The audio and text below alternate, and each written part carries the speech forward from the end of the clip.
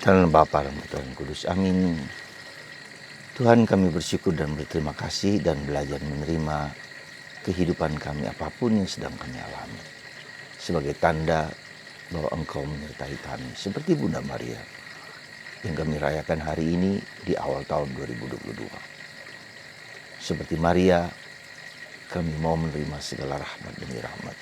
Segala kejadian demi kejadian. Segala peristiwa demi peristiwa. Dengan iman, harapan, dan kasih. Terpujilah namamu kini dan sepanjang segala masa. Amin. Saudara, saya mengucapkan sekali lagi selamat Natal dan selamat Tahun Baru. Semoga tahun 2022 ini kita semakin seperti Bunda Maria. Mendengarkan sabda Tuhan, mendengarkan kehendak Tuhan. Dan kita semakin taat kepada kehendaknya yang terbaik bagi kita. Nah, saudara, kita tahu bahwa waktu adalah angka, ya, sesuatu peristiwa kronologis, kejadian 1-2, kejadian lain dan seterusnya. Tapi itu bersifat kronologis, bersifat waktu, ya, dari hari ke hari, rutinitas. Kemarin dan hari ini, dan besok tidak ada bedanya, ya, sama. Nah, kita bisa jatuh ke dalam arus kronologis ini, arus waktu, rutinitas ini. Nah, apa yang satu hal yang paling penting yang harus kita sadari yang kita sebut kairos. Kairos adalah kehendak Allah. Ya. Apa yang Tuhan kehendaki bagi Anda, bagi saya, bagi kita semua. Dan itu tergantung bagaimana kita memberi makna terhadap kehidupan, terhadap apa yang terjadi pada kita. Peristiwa apa, kejadian apa, suasana apa, apakah saya belajar menerima, belajar mengerti, belajar memahami, belajar mengambil manfaat dari pengalaman tersebut. Nah, itu yang paling penting. Jadi apa yang terjadi. Jadi bukan apa yang akan terjadi dan bagaimana harus terjadi. Tapi apa yang terjadi, belajar dari pelajaran apa yang terjadi itu. Maka kita belajar mengerti apa yang menjadi kehendak Allah dalam hidup ini. Nah, kita bisa melihat contoh dari Bunda Maria. Ada satu kalimat yang selalu berulang-ulang dari Injil Lukas tentang Maria. Maria menyimpan segala perkara itu dalam hati dan merenungkannya. Ketika Bunda Maria menerima kabar malaikat, ketika Bunda Maria menerima kenyataan bahwa ia harus melahirkan Yesus di kandang yang hina, ya, ada malaikat yang berbicara kepada para gembala, peristiwa-peristiwa kehidupan sehari-hari dia. Jadi Maria menyimpan segala perkara itu dalam hati dan merenungkannya. Ini yang saya kira harus kita belajar dari sikap Maria di awal tahun ini, ya. Jadi sikap batin ini.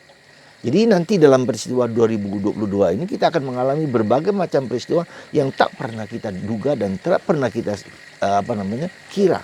Nah, disitulah kita belajar, ya, belajar untuk menyimpan perkara itu. Tapi menyimpan perkara itu artinya memikirkan, merenungkan apa sih arti peristiwa ini bagiku. Ya. Nah, jadi ketika peristiwa itu terjadi, apapun yang baik dan tidak baik, apapun yang menyesakkan, apapun yang tidak menyesakkan, apa makna peristiwa ini bagi hidupku? Dan apa yang Tuhan kehendaki dalam diriku? Jadi dua level, ya, dalam kehidupan ini.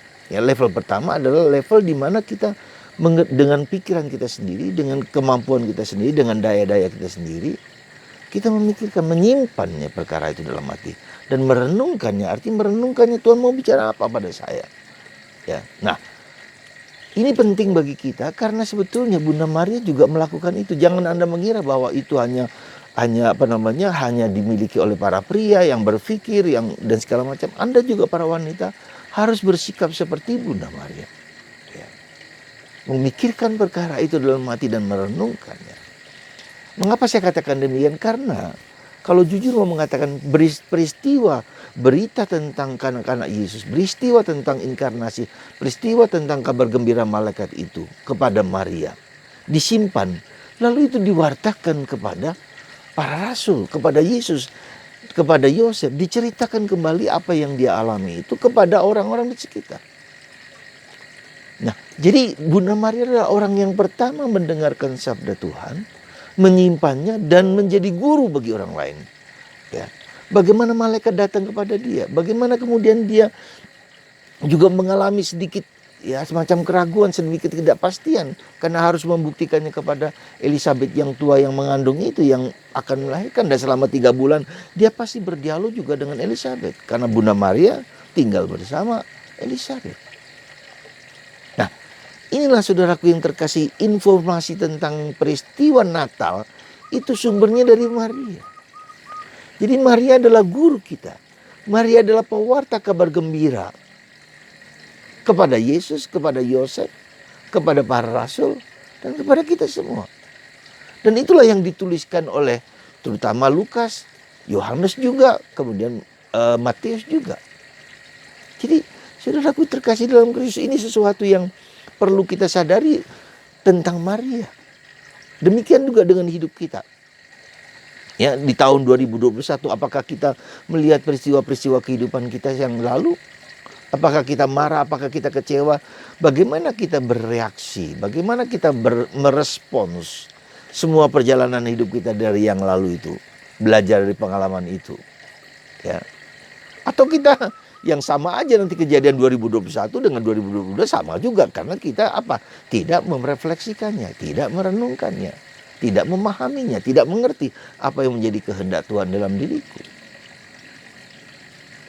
Nah, jadi itulah proses yang seperti itu, saudara. Sehingga kita melihat, ketika kita melihat rahmat Tuhan, ketika kita melihat kehendak Allah dalam diri kita, kita bahagia.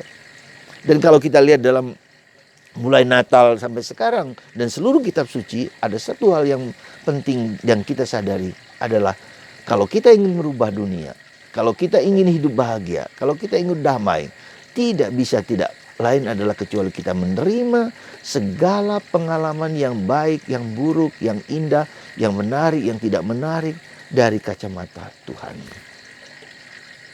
Saya ingatkan sekali lagi, saudara, melihat segala sesuatu, peristiwa apapun dari kacamata Tuhan.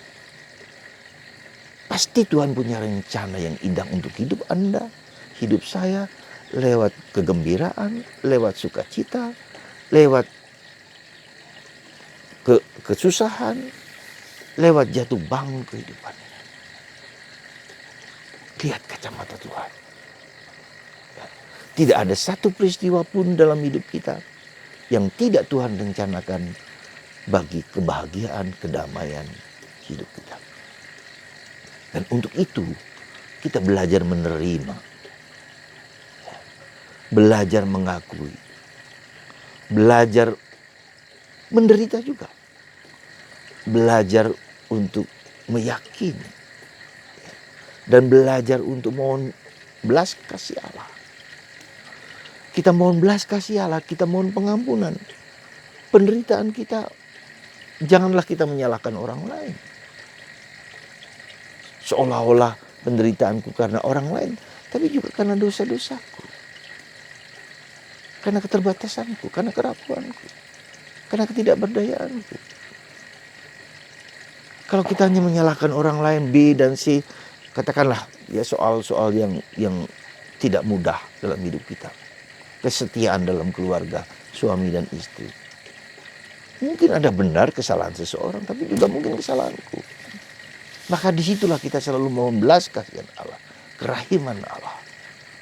Ada bagian dalam diri kita yang memang harus ditebus. Ada bagian dalam diri kita yang ada gelap di dalam diri kita. Kita mohon Yesus sang terang itu menerangi hati kita. Ada Sebulon, ada Naftali, di mana Tuhan datang untuk menerangi ya, daerah-daerah batinku, ya, di mana aku keras kepala, di mana aku tidak mendengarkan. Jadi saudaraku, apa yang sesungguhnya kita butuhkan supaya di tahun 2022 ini kita belajar banyak dari Yesus, belajar banyak dari Bunda Maria, belajar banyak dari kehidupan. Experientia docet. Pengalaman itu mengajarkan apa saja. Mari kita lihat pengalaman yang konkret, entah itu bahagia, entah derita, entah apapun. Melihat Tuhan di dalam pengalaman itu. Itulah arti inkarnasi. Belajar melihat pikiran, perasaan kita apa adanya. Sekali lagi apa adanya, bukan seperti apa adanya.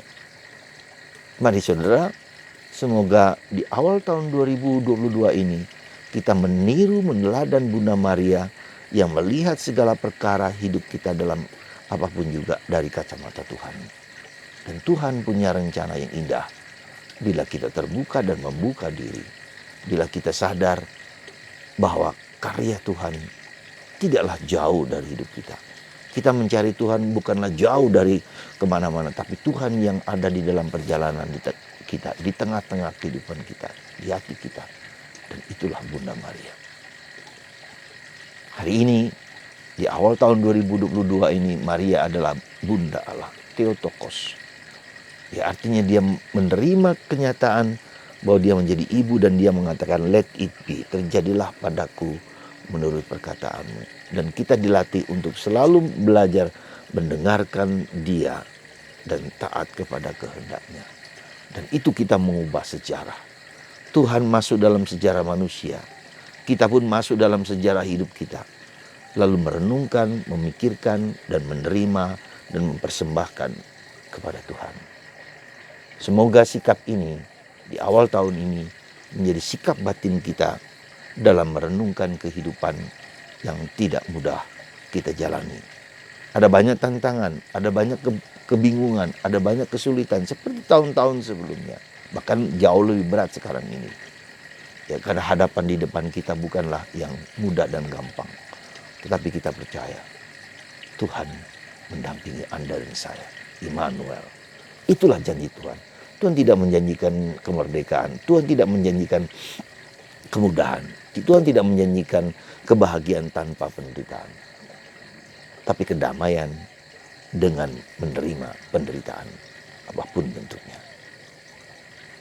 Saudara, mari kita maju karena dasar sudah ada dalam diri kita. Akarnya dalam diri kita. Tuhan memberkati Anda semua. Semoga tahun baru ini menjadi tahun rahmat bagi kita semua. Dalam nama Bapa dan Putra dan Roh Kudus. Amin.